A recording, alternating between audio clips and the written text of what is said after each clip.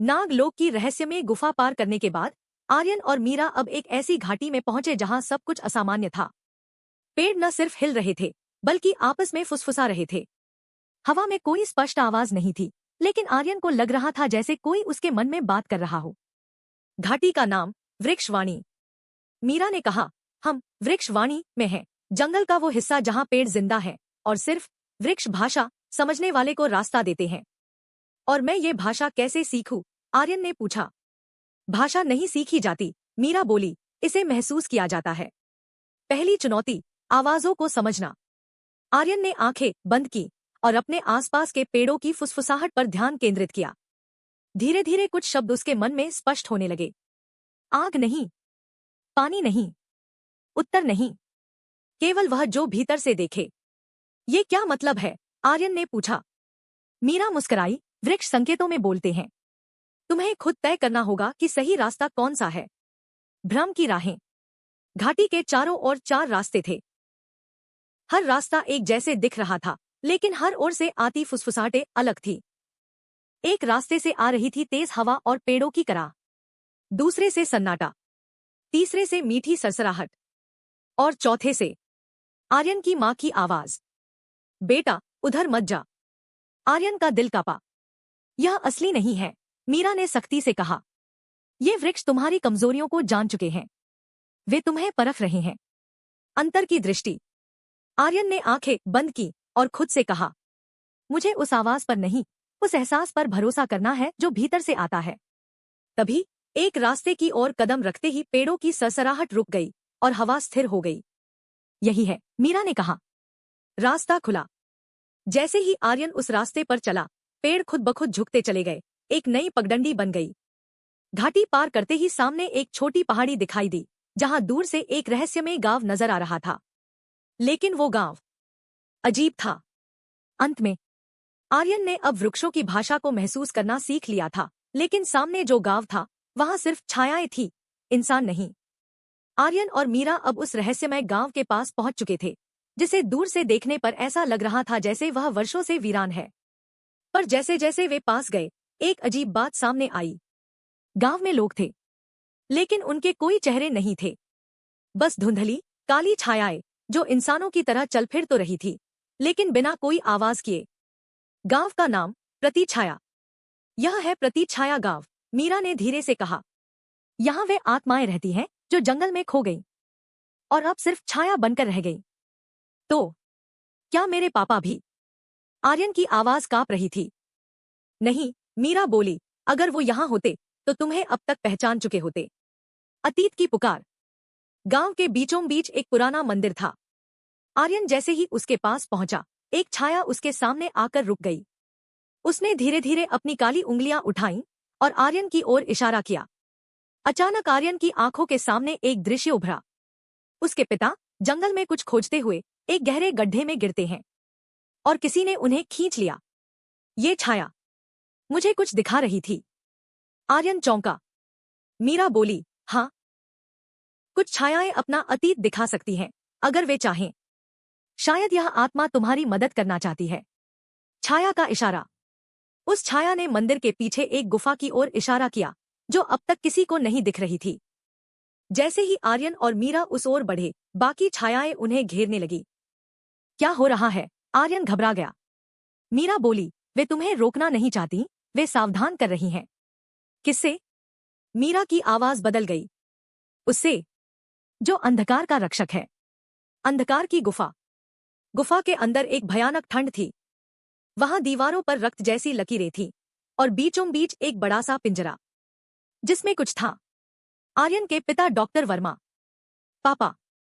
आर्यन दौड़ पड़ा, लेकिन तभी गुफा कांपने लगी, जमीन फटने लगी और अंधेरे से एक विकराल छाया उठी, 2 लाल आंखें और नाग जैसी जीभ।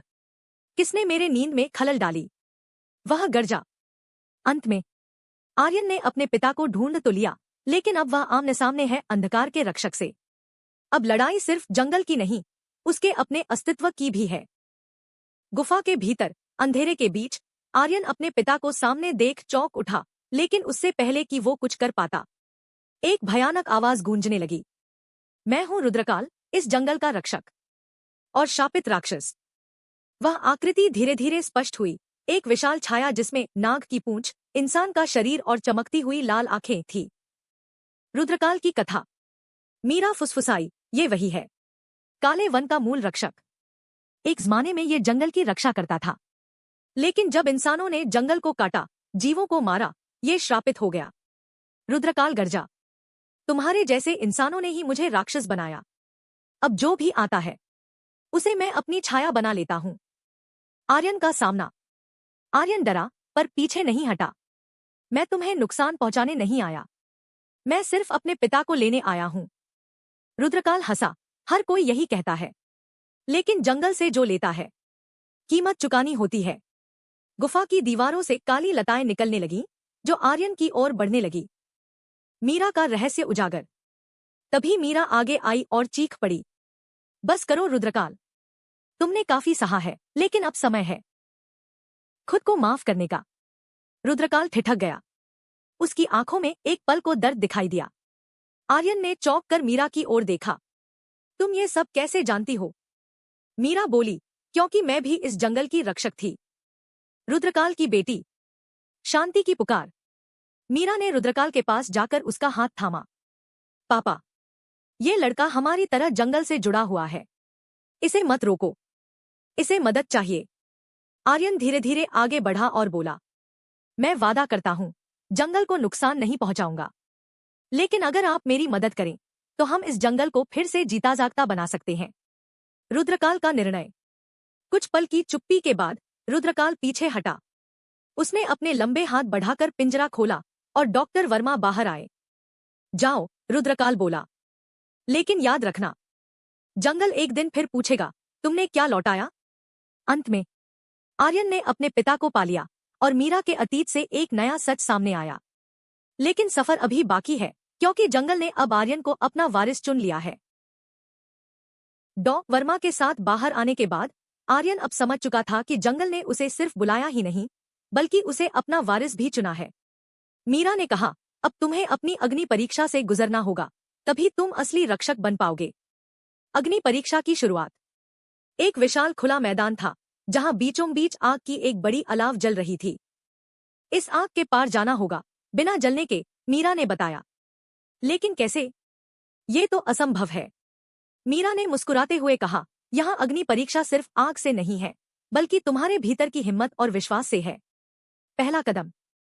आर्यन ने धीरे धीरे अपनी आंखें बंद की और अपने दिल की आवाज सुनी। आग की लपटें उसके सामने बढ़ती जा रही थी, लेकिन वह डरा नहीं। मैं जंगल का रक्षक बनना चाहता हूं, उसने मन ही मन कहा। मैं अपने पिता की तरह इस जंगल को बचाना चाहता हूं। अंदर की आग। जैसे ही उसने अग्नि के बीच कदम रखा, उसकी त्वचा को जलन महसूस हुई, लेकिन दर्द के साथ एक नई ताकत भी आई। उसने महसूस किया कि यह आग उसे जलाने नहीं, बल्कि उसे ताकतवर बनाने आई है। आत्मा की परीक्षा। अग्नि के पार पहुंचते पहुंचते आर्यन के सामने उसकी कई यादें और डर आए। अपनी अकेलापन, पापा का खो जाना, जंगल की अनजान भयानक आवाजें। लेकिन उसने हर डर का सामना किया और अपने दिल से कहा, मैं अकेला नहीं हूं, मीरा साथ है और जंगल मेरा परिवार। अग्नि पार हो गई। अंत में जब आर्यन ने पूरी आग को पार किया, तो अलाव ने अपनी लपटें धीरे धीरे कम कर दी और बुझ गईं। मीरा ने उसकी ओर देखा और मुस्कुराई, तुमने यह परीक्षा पास कर ली है, अब तुम सच में इस जंगल के वारिस हो। अंत में आर्यन ने अपनी ताकत और विश्वास को परखा था। अब उसके पास था जंगल को बचाने का अधिकार और जिम्मेदारी। लेकिन अभी जंगल की सबसे बड़ी चुनौती बाकी थी, अंधकार के हृदय को फिर से शांत करना। आर्यन, मीरा और डॉक्टर वर्मा अब तैयार थे जंगल के सबसे गहरे और सबसे खतरनाक हिस्से, अंधकार का हृदय, उस रहस्यमय जगह जहां जंगल की सारी शक्ति समाई थी। अंधकार का हृदय। जैसे ही वे वहां पहुंचे, एक गहरा अंधेरा चारों ओर फैल गया। पेड़ सूखे और जमीन कांपने लगी। रुद्रकाल की तरह एक विशाल छाया फिर से उभरी, लेकिन अब वह शांत नहीं थी। तुमने मेरी नींद तोड़ दी, आवाज गरजी, पर अब तुम मेरे सामने नहीं बच पाओगे। परिवार की ताकत। आर्यन ने डॉक्टर वर्मा और मीरा की तरफ देखा। हम एक साथ हैं और हम इस जंगल को बचाएंगे। मीरा ने अपने हाथ जोड़कर कहा, हमें अपनी ताकत जंगल से लेनी होगी, जो प्यार और विश्वास में है। जंगल का संगीत। जैसे ही वे तीनों ने जंगल से जुड़े दिलों को महसूस किया, पेड़ों ने धीरे धीरे आवाज दी। एक मधुर संगीत, जैसे जंगल खुद बोल रहा हो। जंगल के जीव, पक्षी और पेड़ सभी ने मिलकर उस छाया को घेर लिया। अंधकार का अंत। आर्यन ने अपनी हथेली से जमीन को छुआ और उसकी ऊर्जा ने एक चमक पैदा की। उस चमक ने अंधकार को धीरे धीरे पीछे हटना शुरू किया। रुद्रकाल की छाया चीखती हुई गायब हो गई। नई सुबह। जैसे ही अंधकार खत्म हुआ, जंगल में सूरज की किरणें आईं। पत्ते हरे हो गए, पक्षी गाने लगे और पूरे जंगल में फिर से जीवन लौट आया। डॉफ वर्मा ने कहा, तुम सच में इस जंगल के रक्षक हो, आर्यन। मीरा मुस्कुराई, यह सिर्फ शुरुआत है, अब तुम्हें इस जंगल की अगली पीढ़ी की देखभाल करनी होगी। अंत में आर्यन ने जंगल का अंधकार खत्म कर दिया था और अपने पिता के साथ एक नए और खुशहाल जंगल की शुरुआत की थी। काला वन का रहस्य का यह सफर यहीं खत्म नहीं होता, बल्कि अब एक नई कहानी शुरू होती है।